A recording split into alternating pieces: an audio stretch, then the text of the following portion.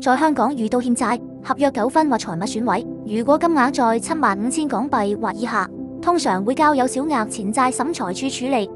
雖然程序標榜非正式，但對普通人來說，這可能是一場漫長且充滿壓力的持久戰。挑戰一：律師不能幫你出庭。根據法例，小額錢債審裁處不允許法律代表律師出席，無論是申索人還是被告，都必須親自代表自己。這意味着你必須面對複雜的法律程序。挑戰二：表格填寫難，常被拒收。很多人在填寫表格一申索書標題或表格二申索詳情時，常因漏填細節或格式錯誤。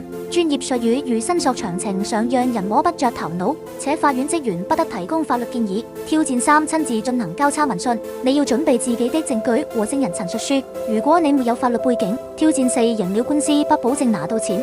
即使勝訴，法院又不會主動替你追訴。如果被告失業破產或名下無資產，你可能一毛錢也拿不到。